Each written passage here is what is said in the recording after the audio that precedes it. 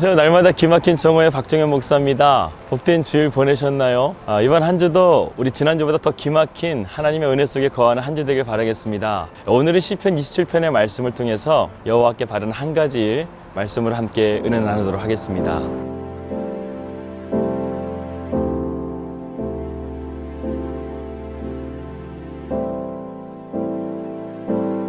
제가 예수님을 만나고 나서 제 인생 가운데 가장 큰 사건은요, 바로 변화였습니다. 우리가 예수님을 제대로 만나게 되면요, 우리의 삶에는 반드시 변화가 일어납니다. 겉으로 보기에는 첫 번째 어떤 변화가 일어나는가? 주일 성소를 우리가 하게 되죠. 우리가 주일마다 교회를 가게 됩니다. 예전에는 예수님을 믿지 않았을 때는 우리가 매주일마다 교회 가는 것에 대해서 불편해하기도 하고 또 어떻게 보면 미련해 보이기도 했지만, 예수님을 만나고 나서는 어떻게 우리가 하나님을 믿지 않고 이 험난한 세상을 살아가야 되나, 그런 생각을 하게 되면서 이제는 세상 사람들이 미련해 보이는 그런 관점의 변화, 가치관의 변화가 제 삶 가운데 일어났습니다. 예수님을 만나고 나서 제 인생 가운데 두 번째 변화는 바로 언어의 변화였습니다. 교회에서 나쁜 말을 못 하겠더라고요.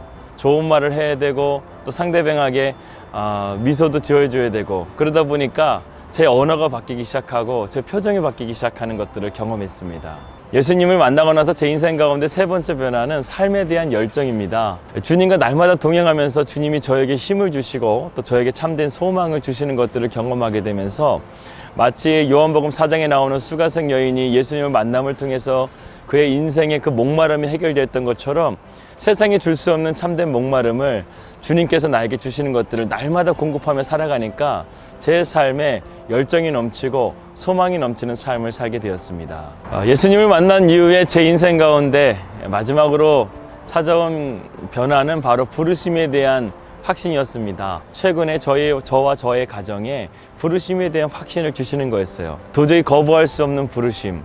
이제는 그 부르심에 대해서 확신을 하게 되니까 사람이 두렵지가 않고 환경이 두렵지가 않고, 이제는 그 부르심에 대해서 하나님께서 나를 어떻게 이끌어 가실 거에 대한 그런 기대감과 참으로 제 인생 가운데 놀라운 하나님이 주시는 변화를 지금 현재성을 가지고 지금 경험하고 있습니다.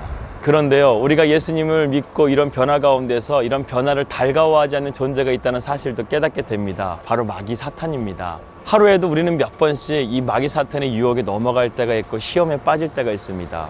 우리가 과연 이것을 어떻게 이겨내야 될까요? 제가 예전에 교육자들과 함께 울릉도에 간 적이 있었습니다. 4시간 정도 배를 타고 들어가야 되는데 풍경을 보려고 가판위로 나갔는데 이 물살이 너무 세니까 많이 흔들거리더라고요. 그때 방송이 나옵니다. 선장이 너무 위험하니까 안으로 들어가라고. 그때 참 그 방송이 고맙다는 생각을 했습니다. 그 배를 타고 가는 선장은요, 우리를 안전하게 목적지로 인도해 주기 위해서 바람과 또 파도와 물살과 항로를 계속해서 계산해 가면서 가장 좋은 길로 우리를 안전하게 인도해 주려고 노력하는 것입니다. 마찬가지로 우리 주님께서 우리 인생 가운데 1등 항해사가 되어 주셔서 우리를 가장 안전한 길로, 여호와는 나의 목자시니 내게 부족함이 없으리로다, 그가 나를 푸른 초장과 쉴만한 물가를 인도하시는도다, 이 말씀처럼 우리를 가장 안전한 길로 인도해 주시는 그 하나님의 은혜를 생각하게 되었습니다. 예수님 외에는 다른 소망이 없습니다. 어떤 사람들은 세상의 돈이나 권력이 자신의 길을 행복한 길로 또 바른 길로 인도할 것이라고 생각하지만 절대 그렇지가 않습니다. 그러한 것들의 끝을 바라봤던 사람들의 결말을 우리는 보면서 참 허망한 것을 느끼게 되지 않습니까? 그래서 이제는 좀 정직한 세상을 좀 보고 싶습니다. 좀 깨끗한 세상을 보고 싶습니다. 그러기 위해서는요, 우리의 삶의 가치관이 온전히 바른 길로 걸어갈 수 있는 길이 되어야 될 줄 믿습니다. 시편 27편 4절 말씀에 내가 여호와께 바라는 한 가지 일을 구하는데 그것은 무엇이냐면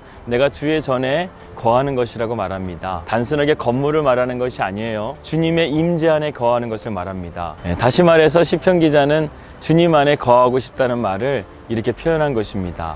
파스칼은 이렇게 말했습니다. 인간에게는 하나의 공백이 있는데 그것은 오직 예수 그리스도를 통해서만 채워질 수 있다, 이렇게 말을 했습니다. 만약에 여러분들에게 단 한 가지 소원을 구하라고 한다면 무엇을 구하시겠습니까? 이 돈입니까? 아니면 권력입니까? 어떤 것입니까?